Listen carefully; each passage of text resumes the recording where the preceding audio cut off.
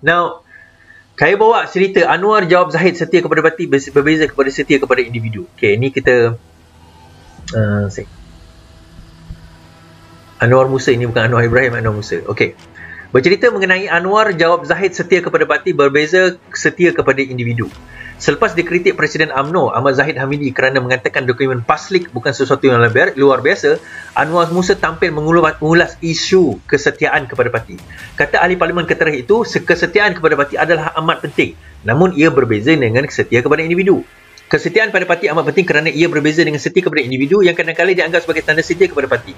Kesilapan individu, perlakuan individu yang menyalahi roh matlamat dan semangat perjuangan parti tidak boleh menuntut kesetiaan kerana itu individu dan bukannya parti.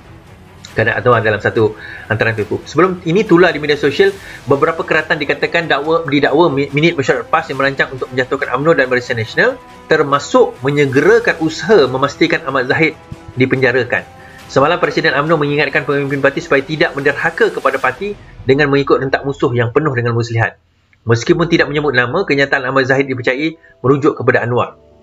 Anwar bagaimanapun berkata, teguran kepada individu atau perlakuan tertentu bukan satu perlakuan yang menunjukkan ketaksediaan kepada UMNO. Sering parti dijadikan perisai tindakan peribadi. Parti tidak boleh diurus dengan hak peribadi, menurut beliau.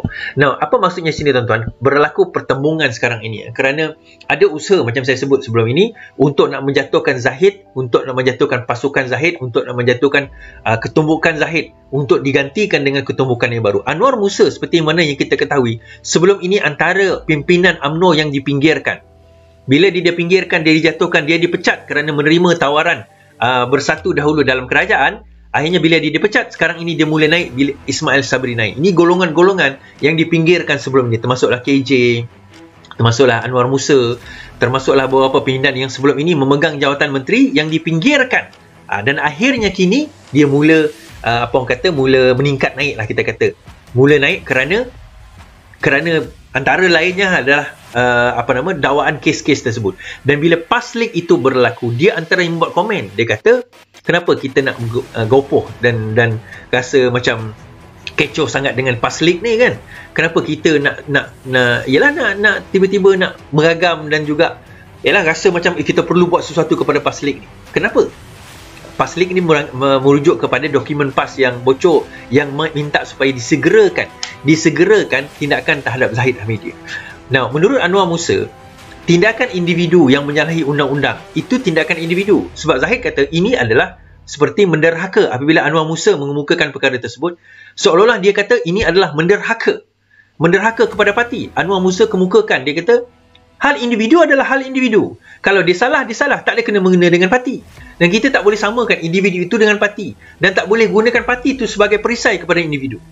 Walaupun dia presiden kepada UMNO, tetapi itu tidak menjadikan dia tidak bersalah atau bersalah. Dia hendaklah ditrial, dibicarakan mengikut cara yang betul. Itu kaedah yang betul lah. Cuma tidak disenangi oleh Zahid dan juga konco-konconya. Dia kata seolah-olah bernada seperti PAS. Nah, kalau Zahid tidak bersalah, dia takut kenapa? Sebab yang memerintah sekarang ini adalah kerajaan dia sendiri. Kerajaan UMNO Barisan Nasional. So, dia nak takut apa? Dia tak perlu takut kepada ketidakadilan. Dulu bolehlah Zahid kata ini kerajaan PH nak menjatuhkan kita, kerajaan PH nak cuba memfitnah kita sebagainya. Itu dulu masa PH memerintah mungkinlah ada konflik of interest. Tetapi sekarang ini apa yang berlaku adalah kerajaan itu sudah tidak ada. Kerajaan PH itu tidak ada. Dan bila kerajaan PH tidak ada, yang memerintah sekarang ini kerajaan apa tuan-tuan? Yang memerintah sekarang ini adalah kerajaan yang samalah, iaitu kerajaan yang disebut sebagai UMNO dan Barisan Nasional. Itu yang berlaku sekarang ini.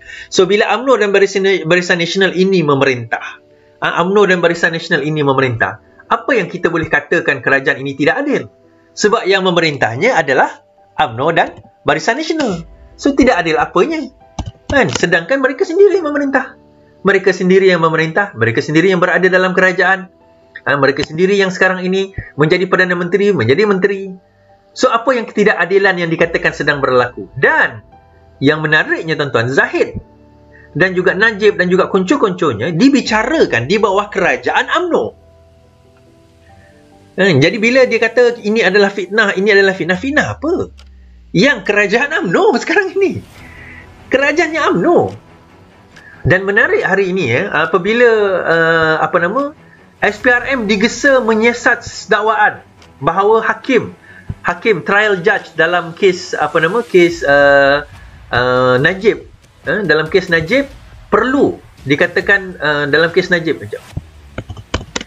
dia kata dalam kes Najib ini perlu disiasat dengan segera oleh SPRM kerana dikatakan ada unsur-unsur rasuah dan sebagainya. Now, kita timbul satu isu, bagaimana sebuah agensi yang terpalit dengan isu penyalahgunaan kuasa boleh tiba-tiba dengan cepat dan mudah dan pantasnya dan tangkasnya boleh menyiasat hakim tersebut, tetapi bila melibatkan ketua mereka sendiri tidak ada tindakan langsung. Sekarang ini senyap je. Kalau kita baca Anwar berkata, Datuk Seri Anwar Ibrahim kata, SPRM siasat hakim melanggar prinsip pemisahan kuasa. Ketua Pembangkang mengkritik SPRM kerana memulakan kesiasatan terhadap Hakim Mahkamah Rayuan Muhammad Nazlan Muhammad Ghazali. Presiden PKI itu menyifatkan tindakan SPRM itu telah melanggar prinsip pemisahan kuasa. Saya memaklum isu melibatkan Muhammad Nazlan terkait dakwaan wang 1 juta yang tidak dapat dijelaskan dalam akaunnya. Bagaimanapun, saya ingin tegaskan institusi kehakiman mempunyai badan sendiri yang menyelia dan mengawal integriti para hakim. Ini ditetapkan untuk memastikan agar wujud pembagian kuasa yang jelas dalam sistem yang ada. Justru campur tangan SPRM melanggar prinsip ini. Semalam Ketua Pengarah SPRM Azam Baki mengesahkan siasatan terhadap Nazlan telah dimulakan yang menurutnya adalah prosedur biasa kalau sekiranya ada orang membuat laporan. Nah tuan-tuan, dalam kebadan kehakiman kita kena faham dia ada agensi integriti dia sendiri. Macam juga polis.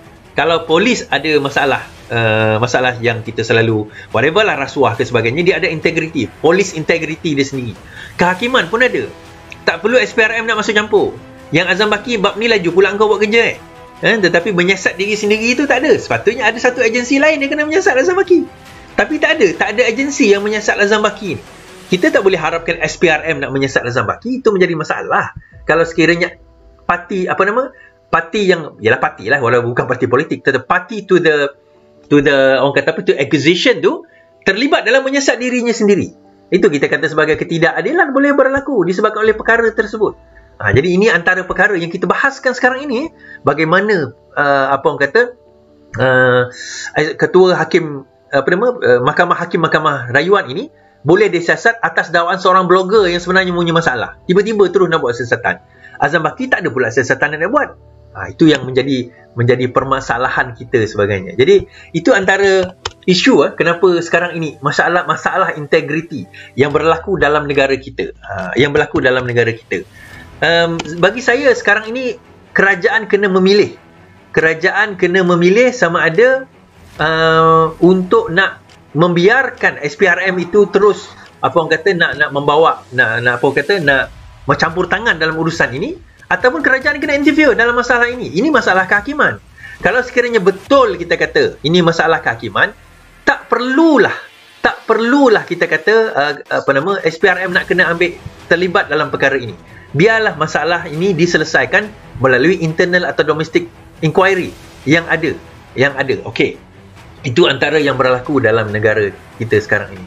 Now, kekecauan ini juga tuan-tuan membawa kita kepada pelbagai persoalan tentang integriti dalam negara kita. Sebab itu, kalau orang tanya saya apa yang menyebabkan negara kita ni berada dalam keadaan yang teruk sebegini, mata wang kita semakin turun, pendapatan kita semakin kurang, gaji tidak meningkat di kalangan orang muda, kos hidup semakin meningkat. Apa? Antaranya adalah yang paling besar adalah kerana masalah yang dihadapi oleh negara kita daripada segi integriti.